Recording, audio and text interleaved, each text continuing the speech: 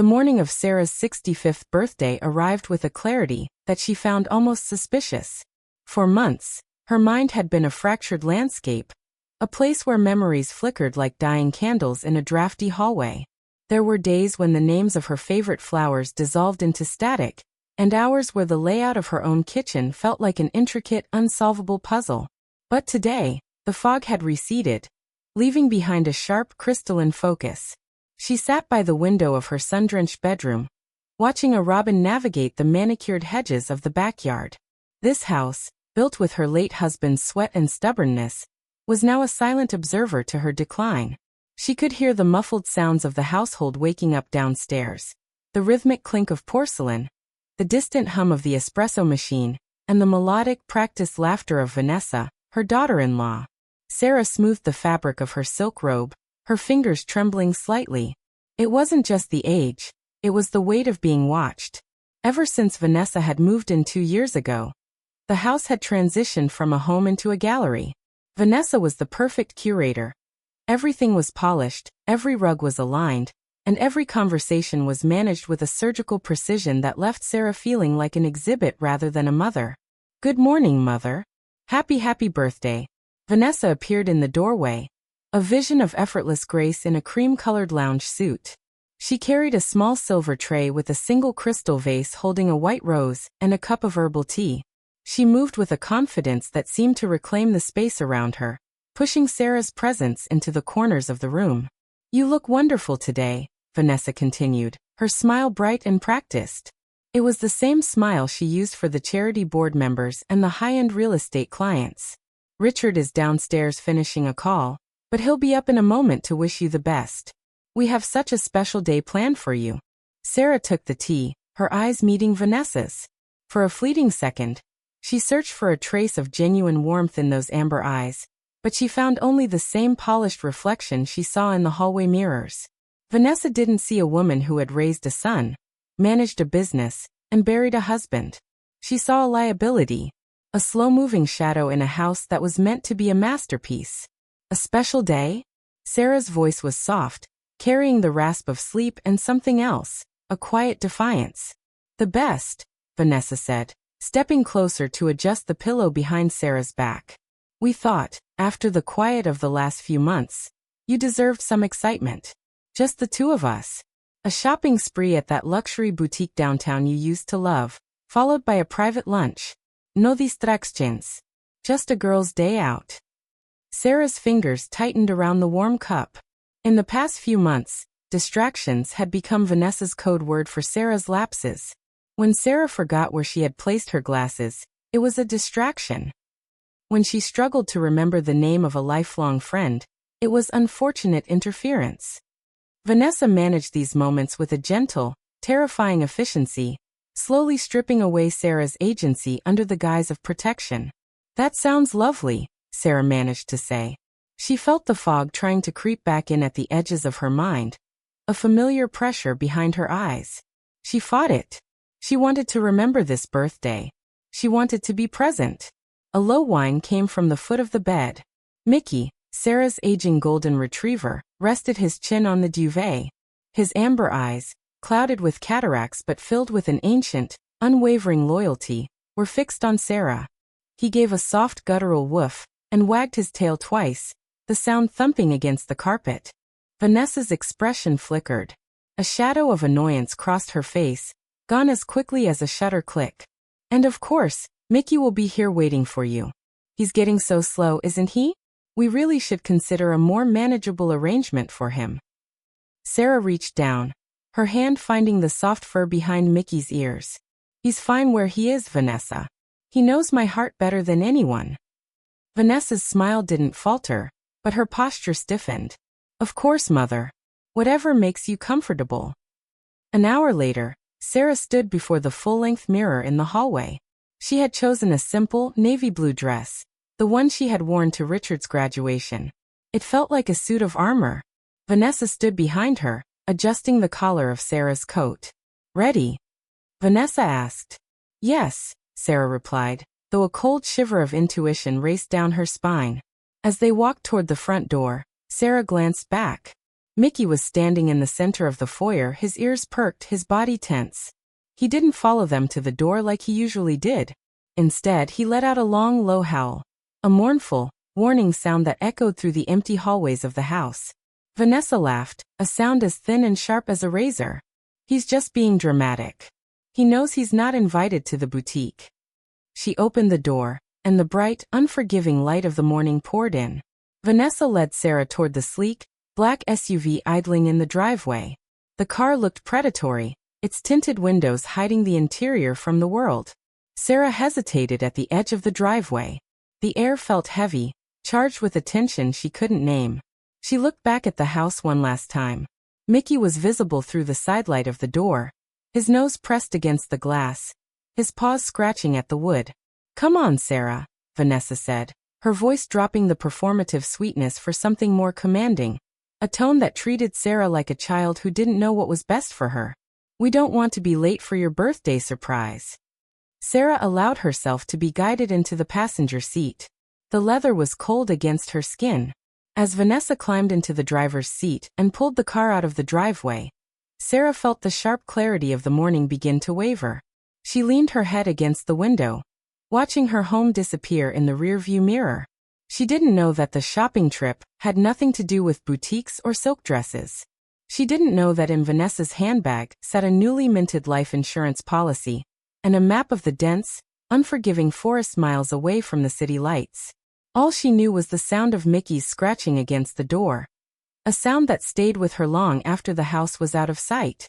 It was the sound of the only witness she had left, and as the car sped toward the outskirts of town, Sarah realized with a jolt of terror that the special day Vanessa had planned was designed to be her last. The SUV glided away from the familiar suburban streets, the tires humming a low, predatory tune against the asphalt. Inside the cabin, the air conditioning was set to a crisp, clinical temperature that made the skin on Sarah's arms crawl. Vanessa drove with a relaxed, one-handed grip on the steering wheel, her profile silhouetted against the passing blur of green and gray.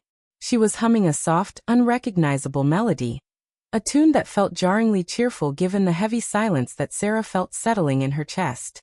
Sarah looked out the window, her mind working hard to maintain its fragile grip on reality. She recognized the turnoff for the regional mall, but Vanessa didn't slow down. The black car surged forward, merging onto the highway that led toward the northern outskirts of the county. "The boutique, Vanessa," Sarah whispered, her voice sounding small even to her own ears. "We missed the exit." Vanessa didn't flinch.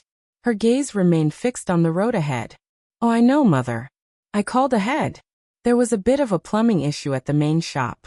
They've moved our private viewing to their satellite location, the one near the old reserve. It's much more exclusive, quieter. You'll love it." Sarah frowned.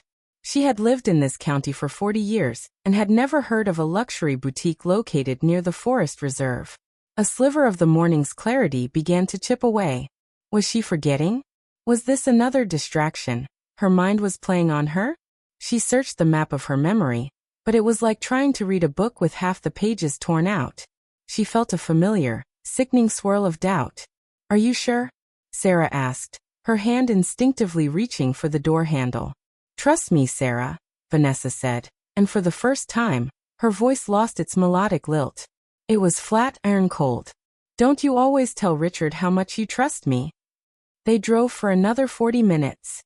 The landscape changed from sprawling housing developments to dense thickets of pine and oak. The houses grew farther apart until there was nothing but the towering wall of the forest on either side. The sky, which had been so bright that morning, began to bruise with heavy gray clouds. Finally, Vanessa slowed the car and turned onto a gravel path. The SUV jolted over ruts and stones. Branches scraped against the side of the car like fingernails on a chalkboard. Sarah's heart began to hammer against her ribs. This wasn't a road to a boutique. This was a path to nowhere. "Vanessa, stop the car," Sarah said, her voice shaking. "I don't like this. I want to go home. I want to see Mickey." "We're almost there, Mother. Just a little further." Vanessa brought the car to a halt in a small, dirt clearing. The trees here were old, their gnarled roots twisting across the ground like sleeping serpents. The air outside was damp and smelled of decaying leaves and wet earth. There were no buildings, no boutiques, no people, just the oppressive, rhythmic sound of the wind through the high canopy. Vanessa turned off the engine. The silence that followed was absolute. "Why are we here?" Sarah asked, her breath hitching. Vanessa turned to look at her. The perfect daughter-in-law mask was gone. In its place was a look of profound, clinical boredom. She looked at Sarah the way an architect might look at a building scheduled for demolition. "I thought we'd take a short walk," Vanessa said, stepping out of the car. "The viewpoint is just up that trail. The fresh air will be good for your condition." Against her better judgment, Sarah stepped out. She felt small beneath the giant trees. Vanessa led the way, walking briskly up a narrow, overgrown trail. Sarah struggled to keep up, her lungs burning, her sensible shoes slipping on the mulch. She felt the fog returning, the panic making it harder to remember why she was here, or who the woman in front of her was. "Vanessa! Wait!" Sarah called out, stumbling over a protruding root. They were deep in the woods now, far beyond the sound of the gravel road. Vanessa stopped at the edge of a steep ravine, where the ground crumbled away into a tangle of thorns and shadows below. She turned around, her arms crossed. "You know, Sarah," Vanessa began, her voice echoing strangely in the clearing. "Everyone thinks you're so fragile, so tragic. The poor widow losing her mind. Richard cries about it at night, you know. He hates seeing you like this. He hates the burden of it." Richard loves me," Sarah stammered, clutching her coat. "He loves the memory of you," Vanessa corrected sharply. "But he's tired. We're both tired. And the care facilities, the good ones, they cost a fortune. Money that should be going toward our future, toward the life we deserve." Vanessa reached into her pocket and pulled out Sarah's cell phone. Sarah hadn't even realized it was missing from her purse. "You're going to wait here," Vanessa said, her voice dropping to a whisper. "I'm going back to the car to get the birthday surprise. It's a bit heavy to carry up the hill." "Don't leave me," Sarah pleaded, reaching out. "I don't know where I am. I can't remember the way back." "That's the point, Sarah," Vanessa said, a cruel, genuine smile finally breaking across her face. "That is exactly the point." Vanessa turned and began to walk away, her pace casual. "Vanessa! The phone! Give me the phone!" Vanessa didn't stop. She didn't look back. She simply tossed the phone over her shoulder. It hit a rock and skittered into the dark mouth of the ravine. Sarah tried to run after her, but her legs felt like lead. The disorientation hit her like a physical blow. The trees seemed to shift, the path dissolving into a chaotic mess of brown and green. She turned in a circle, gasping for air. Which way had they come? North? South? The sun was hidden behind the clouds, depriving her of any sense of direction. "Vanessa!" she screamed, but the only response was the distant, muffled sound of a car engine starting, followed by the crunch of gravel as the SUV sped away. Sarah was alone. The temperature was dropping, and the first few drops of a cold, autumn rain began to fall. Her mind, the traitorous thing it was, began to slip. She looked at her hands and wondered why they were shaking. She looked at the trees and wondered whose woods these were. She sat down on a mossy log, her birthday dress staining with dampness. She felt a profound sense of emptiness. She was a woman without a map, a mother without a home, a name without a memory. But as the shadows grew longer, a small, stubborn spark remained in the center of her chest. It was a memory of a sound. The sound of paws scratching against a wooden door. The sound of a warning. She didn't know how long she sat there as the woods turned into a cathedral of darkness. She didn't know that miles away, a golden retriever had finally chewed through a heavy rope and was clearing the fence of a suburban backyard with the grace of a wolf. In the silence of the forest, Sarah closed her eyes and whispered a name she still knew by heart. "Mickey." The forest didn't answer, but the wind picked up, howling through the pines like a ghost, carrying the scent of a storm and the distant, impossible hope of a rescue. Sarah pulled her coat tighter, her 65th birthday gift becoming a shroud of wet wool. As the trap Vanessa had set finally closed its jaws around her, the evening at the Thompson estate had transformed from a celebration into a crime scene. Though only two beings knew the truth. Back at the house, the silence was heavy, broken only by the frantic, rhythmic scratching of claws against hardwood. "Mickey," the golden retriever whose life had been measured in loyal steps beside Sarah, was no longer the docile pet Vanessa mocked. His ears were flattened, his tail tucked not in fear, but in a tense predatory focus. He had watched the black SUV disappear down the driveway hours ago, and his nose, a sophisticated instrument far beyond human comprehension, had captured the lingering scent of betrayal. He didn't just smell the exhaust of the car. He smelled the sharp, metallic tang of Vanessa's spike in adrenaline and the fading, floral scent of Sarah's perfume, which carried the unmistakable notes of terror. Mickey lunged at the heavy oak front door, his weight throwing the brass latch into a rattle.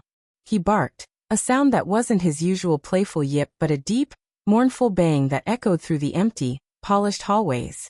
He knew the woman with the cold eyes had returned alone. He had seen her walk through the back entrance, her shoes caked in a specific type of acidic, forest mud, her breath coming in shallow, guilty gasps. She had ignored him, retreating to the master suite to likely begin the performance of a grieving relative. In the kitchen, the clock ticked with agonizing indifference. Mickey turned his attention to the laundry room. There was a small dog flap, locked months ago by Vanessa because it ruined the aesthetic of the door. Mickey didn't use logic, he used desperation. He shoved his muzzle into the plastic flap, the edges cutting into his skin. He pushed with the strength of a dog half his age, his muscles bunching under his golden coat. With a sharp crack of splintering plastic, the lock gave way. He squeezed his large frame through the jagged opening, leaving a few tufts of fur and a drop of blood behind, and tumbled out into the cold, damp night. The world outside was a cacophony of scents. To a human, the night was just dark and wet. To Mickey it was a map. He ran to the driveway, his nose skimming the gravel. He found the heavy scent of the SUV's tires. He followed the trail past the iron gates, his paws thumping rhythmically against the asphalt of the suburban road. He wasn't running aimlessly, he was tracking a ghost. As he reached the edge of the town, the air changed. The sweet, artificial scents of manicured lawns and gasoline were replaced by the raw, overwhelming smell of the great north woods, damp earth, rotting pine and ancient stone. Most domestic dogs would have turned back, intimidated by the vastness of the wilderness, but Mickey's bond with Sarah was a tether that defied instinct. He remembered the way her hand felt on his head during her midnight bouts of confusion. He remembered the way she whispered her secrets to him when she forgot the names of her own children. To Mickey, Sarah was the center of the universe, and the universe was currently being swallowed by the dark. He hit the highway, his golden fur a blurred streak under the occasional moonlight. He avoided the headlights of passing cars, slipping into the shadows of the treeline like a silent guardian. His lungs burned, and his old joints, usually stiff by this time of evening, were lubricated by a surge of primal energy. He was miles from home now, deep into the territory where the roads narrowed and the streetlights flickered out. Suddenly he stopped. He stood at the entrance of a gravel logging path. The scent of the SUV was fresh here, heavy, oily, and stationary for a period of time. But over that, he caught a faint, heartbreaking vibration in the air. It wasn't a sound yet, but a scent. The smell of Sarah's salt-heavy tears and the damp wool of her navy blue birthday dress. It was drifting from the thickest part of the ravine, a place where the wind got trapped in the thorns. Mickey didn't hesitate. He veered off the path and plunged into the undergrowth. The forest was a different world. Brambles tore at his flanks, and the uneven ground threatened to snap his legs, but he moved with a singular, desperate grace. He was a creature of the light moving through a kingdom of shadows. He barked once, a sharp, commanding call that sliced through the rustle of the wind. He was telling her he was coming. He was telling the forest to move aside. Meanwhile, back at the clearing, Sarah was losing the battle with the cold. She had curled into a ball beneath a jagged rock overhang, her hands tucked into her armpits. The temporary clarity she had felt in the car was being eroded by the onset of hypothermia. Her mind began to wander to places that didn't exist. She thought she saw her husband standing by a tree, beckoning her home. She thought she heard the music from her wedding playing in the rustle of the pines. "I'm so tired, Thomas," she whispered to the shadows, her voice a mere breath. "I think I'll just sleep for a little while." Her eyes began to flutter shut. The birthday surprise Vanessa had promised was finally taking hold. Not a gift, but a long frozen silence. The darkness felt heavy, like a thick velvet blanket being pulled over her head. Then a sound broke through the lethargy. It wasn't the wind, and it wasn't the ghost of her husband. It was a crash in the bushes, followed by a frantic, wet sniffing. Sarah opened her eyes a crack. A shape was emerging from the darkness, a shape that glowed a dim, muddy gold. It looked like a lion, or perhaps a dream. But then a warm, rough tongue lashed across her frozen cheek. A heavy, panting body pressed against her side, radiating a heat that felt like a miracle. "Mickey," she croaked, her fingers fumbling blindly until they sank into the familiar, tangled fur of his neck. The dog let out a low, vibrating whine that shook his entire frame. He nudged her chin with his nose, refusing to let her drift back into the lethal sleep. He began to lick her hands, his rough tongue jump-starting the circulation in her numb fingers. He wasn't just a pet anymore. He was a heater, a compass, and a witness. Sarah leaned her head against his damp shoulder. The fog in her mind didn't disappear, but it shifted. She remembered the car. She remembered Vanessa's smile. And looking into Mickey's dark, intelligent eyes, she realized that the dog had done what the humans had refused to do. He had seen her. He had found her. "We have to go home, Mickey," she whispered, her voice gaining a tiny spark of iron. "We have to go back." Mickey stood up, his body a solid wall of protection. He barked, a loud, defiant sound that echoed off the canyon walls. It was a signal to the woman in the mansion miles away. The plan had failed. The silent witness was no longer silent, and the hunt had just begun. The forest at night was a cathedral of shadows, where every rustling leaf sounded like a whispered threat, and every snap of a twig echoed like a gunshot. Sarah sat huddled under the rocky outcrop, her body shaking so violently that her teeth rattled. But the icy grip of death that had been tightening around her heart was beginning to loosen, replaced by a searing, primitive heat. That heat came from Mickey. The dog was pressed firmly against her side, his heavy, rhythmic breathing acting as a metronome for her own shallow gasps. He was damp, smelling of swamp water and frantic effort, but to Sarah, he was the only solid thing in a world that had turned to liquid. "We have to move, Mickey," Sarah whispered, her voice cracking. The name felt like an anchor. Saying it aloud helped push back the white noise of the dementia that threatened to swallow her focus. "She'll be waiting. She thinks I'm gone." As if understanding the gravity of her words, Mickey stood up. He didn't just walk, he positioned himself slightly in front of her, his head low, his eyes scanning the impenetrable wall of pines. He let out a soft, low vibration in his chest, not a bark, but a signal. "Follow me." Getting to her feet was an agonizing process. Sarah's joints felt like they were filled with crushed glass. Her navy blue dress was ruined, soaked through with mud and freezing rain, clinging to her skin like a second, colder layer of flesh.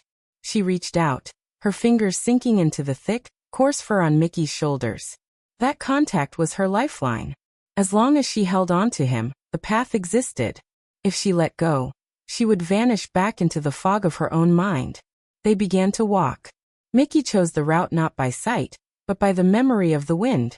He navigated the steep incline of the ravine with a patience that was almost human, stopping every few feet to ensure Sarah had found her footing. The forest tried to stop them. Thorns reached out like skeletal fingers, tearing at Sarah's coat and scratching her face. The ground was a treacherous mosaic of slick moss and hidden roots. Twice Sarah fell, her knees hitting the hard earth with a sickening thud. Each time, the darkness rushed in, whispering to her that it would be so much easier to just stay down.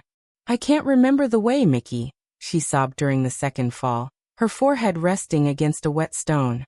"The road, the car, it's all gone. I don't know who I am anymore." Mickey turned back immediately. He didn't whine or bark. He simply walked into her space and shoved his cold, wet nose directly under her chin, forcing her head up. He licked the salt from her cheeks with a rough, insistent tongue. He was demanding her presence. He was refusing to let her become a ghost. Sarah looked into his dark eyes, and for a moment, a memory flashed with startling clarity. Vanessa standing over a bowl of soup, her face twisted in a look of disgust when Sarah had spilled a drop. Vanessa talking to Richard about assisted living and liquidating assets. The memory acted like a jolt of adrenaline. The betrayal was a map. The anger was a compass. I remember, Sarah hissed through gritted teeth. I remember the insurance papers. I remember the look on her face. With a grunt of exertion, she pulled herself up using a low-hanging branch. She leaned heavily on Mickey, and they pushed forward. The hours blurred into a singular, grueling struggle. The rain turned into a fine, stinging mist that coated everything in a ghostly gray. Sarah's mind began to play tricks on her again. She saw faces in the bark of the trees, Thomas, her late husband, looking at her with a mixture of pride and sorrow. She heard the chime of the grandfather clock in their foyer, a sound that felt 1,000 miles away. Stay with me, Mickey, she gasped, her breath coming in ragged bursts. Just keep walking.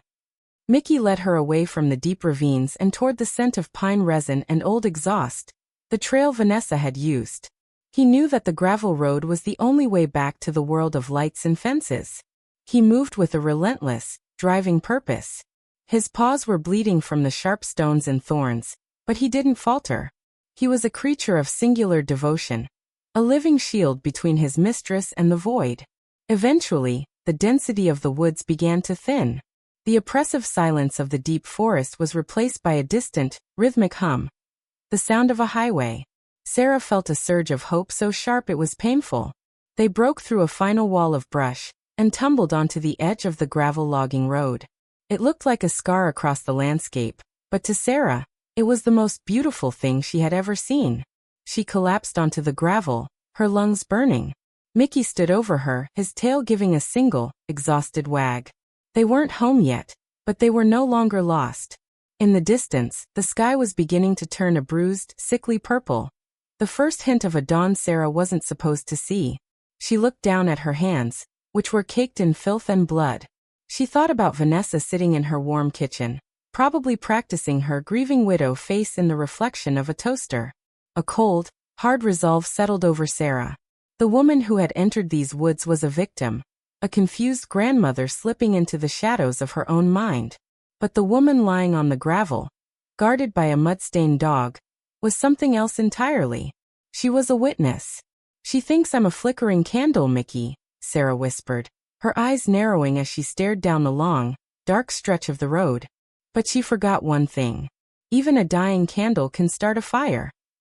Mickey let out a low, approving woof. He nudged her hand, urging her to move. The long walk back to the house, to the confrontation that would end everything, had only just begun. But for the first time in years, Sarah felt like she knew exactly where she was going. They started down the road, two silhouettes against the rising light, moving toward a reckoning that no insurance policy could ever cover. The road was an endless ribbon of gray, cutting through the suffocating green of the forest. Sarah moved like a specter, her feet dragging against the gravel, each step a testament to a willpower she hadn't known she possessed. Beside her, Mickey was a constant, grounding weight. He had slowed his pace to match hers, his breathing heavy and ragged, but his head remained up, his ears twitching at every distant sound of a shifting branch or a nocturnal bird. As the first faint light of dawn began to bleed into the horizon, Sarah's mind underwent a strange transformation. The cold and the trauma had acted like a chemical bath, stripping away the hazy layers of her dementia, and leaving behind something sharp, jagged, and terrifyingly clear. She remembered the vitamins Vanessa had insisted she take every morning, bitter little pills that made the world feel like it was made of cotton candy. She remembered the way Vanessa would helpfully misplace her keys or her phone, only to find them in obvious places moments later with a sigh of mock pity. Gaslighting, Sarah whispered, the word tasting like copper in her mouth. She was erasing me before I was even gone. They reached a small, rusted service gate that marked the edge of the timber company's land. Beyond it lay a narrow paved road that Sarah recognized from the deep recesses of her memory. This road led toward a small gas station 3 miles away. Just a little further, Mickey, she urged. The dog nudged her hand, his fur matted with dried blood and burrs. He was exhausted, his old hips surely screaming in protest, but he refused to sit. He knew the job wasn't done. They reached the gas station just as the neon open sign hummed to life. The attendant, a teenager with tired eyes and headphones around his neck, was startled when the bell above the door chimed. He looked up to see a woman who looked like she had risen from a shallow grave, covered in mud, her dress torn, her eyes burning with an unsettling intensity, accompanied by a large, equally bedraggled dog. "Mom? Are you okay?" the boy asked, his hand hovering over the phone on the counter. Sarah didn't cry. She didn't collapse. She walked to the counter with a spine as straight as a spear. "I need to make a phone call," she said, her voice gravelly but unshakable. "And I need a bowl of water for my dog." She didn't call the police. Not yet. She called the one person Vanessa hadn't managed to alienate yet, Arthur, her late husband's lawyer and the man who held the original copies of her estate papers. "Arthur," she said when he answered with a groggy hello. "It's Sarah. Listen to me very carefully. I am at the Sunoco on Route 9. I need you to pick me up. And Arthur? Do not call my son. Not yet." An hour later, Arthur's silver sedan pulled into the lot. He stepped out, his face pale with shock as he took in her appearance. He tried to offer her his coat, to usher her into the car with hushed words of concern. But Sarah held up a hand. "Arthur, the insurance policy Vanessa had me sign last month," Sarah began, her eyes locked on his. "The one she said was for the family trust." "What are the terms?" Arthur hesitated, glancing at Mickey, who was drinking thirstily from a plastic tub the attendant had provided. "Sarah, you should be in a hospital. You're shivering." "The terms, Arthur," she repeated, her voice dropping to a low, dangerous register. It's a $5 million accidental death policy," Arthur admitted, his voice barely a whisper. "Double indemnity if the body isn't recovered within 48 hours of a reported disappearance in a high-risk area. Vanessa called me this morning, Sarah. She was hysterical. She said you wandered away from the boutique downtown during one of your episodes." Sarah felt a cold smile touch her lips. It wasn't a smile of joy. It was the baring of teeth. "She's efficient, I'll give her that. She's probably sitting in my living room right now, waiting for the clock to run out." "Sarah, we have to call the police. This is attempted murder," Arthur said, reaching for his mobile. "No," Sarah said, her hand closing over his wrist with surprising strength. "If we call them now, she'll claim it was a misunderstanding. She'll say she lost me in the woods and panicked. She'll play the devoted, overwhelmed caregiver. With my medical record, a jury would believe her in a heartbeat." She looked out the car window, toward the direction of the house she had lived in for nearly 40 years. The fog was gone now. For the first time in a year, she felt like the mistress of her own fate. "I don't want her in jail for a few years, Arthur," Sarah continued. "I want her to lose everything. I want her to see exactly what happens when you try to bury someone who isn't finished living." "What are you going to do?" Sarah reached down and patted Mickey's head. The dog looked up at her, his tail giving a single, knowing thump against the floor mat of the car. "I'm going to go to my birthday party," Sarah said. "Vanessa told me she had a surprise for me. It's only fair that I have one for her." She turned to Arthur, her expression unreadable. "Drive me to the back entrance of the estate. The one through the old orchard.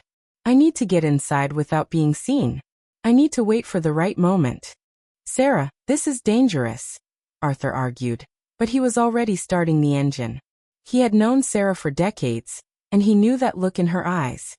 It was the same look her husband, Thomas, used to get before he dismantled a competitor in the boardroom. "The danger passed when the sun came up, Arthur," Sarah said, leaning back into the leather seat. "Now the danger belongs to her." As the car sped toward the Thompson estate, Sarah watched the familiar landmarks fly by. Each one felt like a piece of a puzzle clicking back into place. She wasn't just Sarah the grandmother anymore. She wasn't the fragile woman Vanessa had tried to manufacture. She was a survivor who had survived the woods, the cold, and the betrayal of her own blood. Beside her, Mickey closed his eyes, finally allowing himself a moment of rest. He had done his part. He had brought her back from the edge of the world. Now he would be there to watch her set that world on fire. The silent witness was coming home, and he was bringing the truth with him. The Thompson estate was draped in a deceptive silence as the afternoon sun began its slow descent. Inside, the air was thick with the scent of lilies and expensive wax, the smell of a funeral before a body had even been found. Vanessa sat in the grand living room, her posture a masterpiece of performative grief. She wore a black silk dress, Her eyes expertly reddened with the help of a little onion juice and a lot of rehearsal. Opposite her sat two police detectives and the insurance adjuster, Mr. Henderson, who looked uncomfortable amidst such blatant displays of high society tragedy. "I just can't stop thinking about how cold she must be," Vanessa whispered into a lace handkerchief. She was so confused lately. "I turned my back for 1 second to look at a scarf. Just 1 second. And when I looked again, she was gone." The crowd at the boutique was so thick. "We've reviewed the security footage from the downtown area, Mrs. Thompson," one of the detectives said, his voice soft. "It's strange. We see your car arrive, but we don't see you or Sarah entering the store. The cameras at the north entrance were malfunctioning, though." Vanessa didn't flinch. She had spent weeks identifying those blind spots. "The side entrance. We used the side entrance because Sarah was feeling overwhelmed by the noise. Please, you have to find her. She's all the family I have left." While the lies spun like silk in the living room, a different reality was unfolding at the rear of the property. Arthur had parked his car half a mile away, and Sarah, supported by the lawyer's arm and Mickey's steady presence, had slipped through the overgrown orchard. The heavy dampness of the wood still clung to her skin, but the fog in her mind had been replaced by a cold, burning furnace of intent. They reached the French doors of the study, a room Sarah had always loved for its smell of old books and her husband's tobacco. Using her spare key, the one she had hidden inside a hollowed-out stone in the garden years ago, she stepped inside. Mickey followed, his paws silent on the thick Persian rug. His growl was a low, vibrating warning in his throat, but Sarah placed a hand on his head, silencing him. "Stay," she whispered. She stood behind the heavy velvet curtains that separated the study from the main living area. Through the slight gap, she could see the back of Vanessa's head. She could hear the honeyed poison of her daughter-in-law's voice, explaining to the insurance adjuster why the accidental death clause needed to be processed urgently to cover Sarah's outstanding medical debts. "It's what she would have wanted," Vanessa was saying, her voice trembling with a fake sob. "She always wanted to make sure Richard and I were taken care of. She hated being a burden." Sarah felt a surge of ice-cold adrenaline. The word burden acted like a key, unlocking the final chambers of her memory. She remembered the night Vanessa had stood in this very room, looking at the portrait of Sarah's late husband, muttering about how much the frame alone would fetch at auction. Sarah looked at Arthur, who was standing in the shadows of the study, his hand hovering over his phone. He nodded once. It was time. In the living room, Mr. Henderson was opening a leather briefcase. "I understand the difficulty of the situation, Mrs. Thompson. However, without a body, the 48-hour disappearance clause in the Forest Reserve policy, which I see was updated only last month, requires a very specific set of signatures." "I have the power of attorney," Vanessa said, a bit too quickly. She reached for her pen, her fingers steady, her eyes gleaming with the reflected light of the $5 million future she had nearly secured. Just as the nib of the pen touched the paper, a sound echoed through the house. It wasn't a scream or a bang. It was the sound of a grandfather clock in the foyer striking the hour, a clock Sarah had forgotten to wind for months. Vanessa froze. Her hand trembled, a blot of blue ink staining the pristine white paper. "What was that?" "It's just a clock, Vanessa," a voice said. The voice didn't come from the detectives. It didn't come from the adjuster. It came from the shadows behind the velvet curtains. It was a voice that sounded like dry leaves skittering across a grave, hollow, ancient, and filled with a terrifyingly lucid edge. Vanessa's head snapped toward the study. Her face, previously a mask of sorrow, morphed into a grotesque expression of pure, unadulterated horror. The color drained from her cheeks until she was as white as the lilies on the table. "No, Vanessa, breathe. No, that's not possible." The curtains parted. Sarah stepped into the light of the living room. She was a vision from a nightmare. Her navy blue dress was shredded and stained with the black mud of the ravine. Her silver hair was a tangled nest of dried leaves and burrs. Her face was scratched, her skin pale and bruised. But her eyes, those sharp, intelligent blue eyes, were fixed on Vanessa with the intensity of a predator. Beside her, Mickey stepped out of the shadows, his golden fur matted and filthy, a low, guttural growl finally erupting from his chest. He looked less like a pet, and more like a vengeful spirit of the woods. The room went deathly silent. The detectives stood up, their hands instinctively moving toward their belts. Mr. Henderson dropped his pen. "Mother!" Vanessa gasped, her voice reaching a frantic, high-pitched frequency. "Sarah? You're alive? We were so worried. The police, the search parties." Sarah walked forward, ignoring the detectives, ignoring the adjuster. She walked until she was standing inches away from the woman who had left her to die in the dark. The smell of the forest, the smell of betrayal, seemed to fill the room, overpowering the scent of the lilies. "I missed the boutique, Vanessa," Sarah said, her voice steady and chillingly calm. "The satellite location you mentioned. It was a bit hard to find. The dressing rooms were quite cold." I don't know what you're talking about," Vanessa stammered, backing away until she hit the edge of the mahogany table. "You must be confused. Your dementia. You wandered off, the doctors said." "My dementia is a flickering light, Vanessa," Sarah interrupted, leaning in. "But tonight, it provided just enough shadow for me to see you clearly. I remember the gravel. I remember the phone hitting the rocks. And I remember the sound of your car driving away while I called your name." Sarah turned toward the detectives, who were watching the exchange with stunned realization. "Detective," Sarah said, her voice regaining the authority of the woman who had once run a multi-million-dollar company.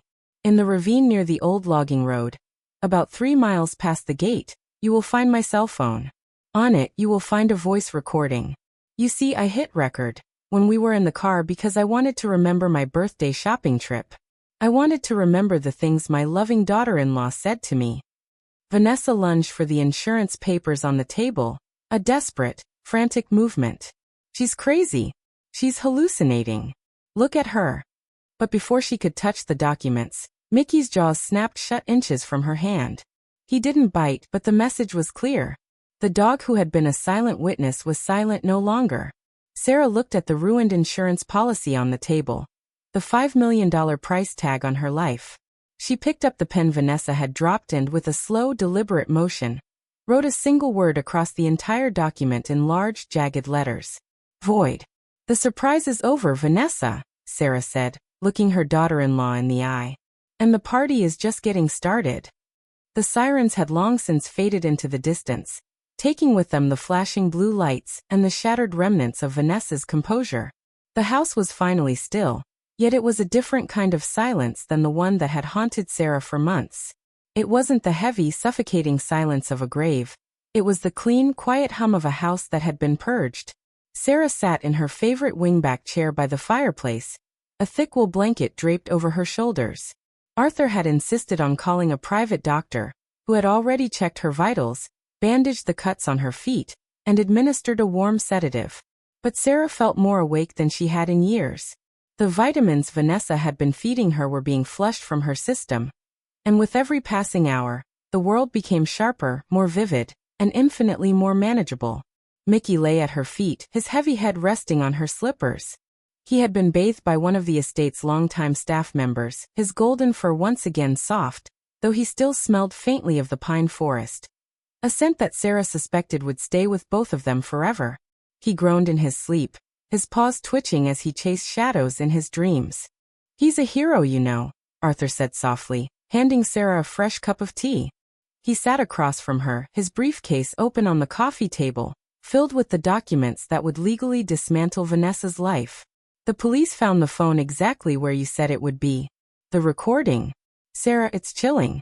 The way she spoke to you once she thought you were incapacitated. It's enough to ensure she never sees the sun for a very long time." Sarah took a sip of the tea, the warmth spreading through her chest. "And Richard?" Arthur hesitated. "Your son is in shock. He's at the station now. He claims he had no idea about the insurance policy, or the plan to leave you in the reserve. He thought you were truly lost. He's devastated, Sarah. He's also terrified of you." "Good," Sarah said, her voice devoid of its usual maternal softness. "He was weak. He allowed that woman to turn his mother into a ghost in her own home, because it was easier than standing up for the truth. Weakness can be just as parasitic as malice, Arthur." She looked up at the portrait of her late husband, Thomas, hanging above the mantel. In the firelight, his eyes seemed to twinkle with a familiar, steely pride. He had always told her that the hardest part of power wasn't gaining it, but deciding when to use it to protect what mattered. What happens now? Arthur asked. Now we clean house, Sarah replied. I want Vanessa's name stripped from every trust, every account, and every deed. I want her to leave prison with exactly what she brought into this family. Nothing. As for Richard, he will remain on a strict allowance, managed by you. He is no longer fit to oversee the Thompson holdings. He needs to learn that a legacy is earned, not inherited through neglect. Arthur nodded, scribbling notes. And the house? Sarah looked around the room. The lilies Vanessa had bought were gone, replaced by a simple vase of wildflowers from the garden. The air felt lighter. I'm staying. This house has seen a murder attempt, but it has also seen a resurrection. I think I'll keep it. A soft knock at the door interrupted them. It was the young police officer who had stayed behind to finish the report. He looked at Sarah with a mixture of awe and pity. Ma'am, we've processed the car. We found something in the glove box, a second set of papers. It looks like she was planning to move you to a facility in another state under a false name if the disappearance didn't work immediately. She had every exit blocked. Sarah didn't flinch. Thank you, officer. It's a pity she didn't realize that some doors only open from the inside. When the officer left, Sarah stood up slowly. Her legs were stiff, and her body ached with a deep, bone-weary fatigue, but her mind was a fortress. She walked over to the tall French doors that led to the terrace. The moon was high, casting a silver glow over the orchard and the distant, dark line of the forest reserve. She thought about the woman who had stood in those woods just 24 hours ago. Confused, freezing, and waiting for a hand that would never come. That woman was gone. The dementia hadn't been cured, she knew. There would be more foggy days, more forgotten names, and more fractured memories. But they would no longer be weapons used against her. She would have her own doctors, her own staff, and her own loyal guardian. Mickey stood up and walked to her side, leaning his weight against her leg. Sarah reached down and buried her fingers in his fur. We outlasted them, Mickey, she whispered. She looked out at the woods, no longer afraid of the shadows. The forest had tried to take her, but instead it had stripped away everything that was false. It had shown her the true face of her enemies, and the true heart of her friend. The 65th birthday surprise was finally over. The cake had never been cut, and the songs had never been sung, but as Sarah stood in the quiet of her reclaimed home, she realized she had received the greatest gift of all. She had her life back, and for the first time in a long time, she knew exactly who she was. She was Sarah Thompson. She was a survivor. And she was the one who decided when the story ended. Sarah turned away from the window and walked toward the hallway, her footsteps firm on the polished wood. As she passed the mirror in the foyer, the same one where Vanessa had adjusted her collar just yesterday, Sarah didn't look at her wrinkles or her bruises. She looked at her eyes. They were clear, cold, and triumphant. Come on, Mickey, she said, her voice echoing through the grand house. Let's go to bed. We have a lot of work to do tomorrow. The dog followed her up the stairs, the steady click-clack of his nails a comforting rhythm in the dark. Below them, the house settled into a deep, peaceful slumber. The secrets of the woods finally laid to rest, and the woman who had walked back from the dead finally, truly at home.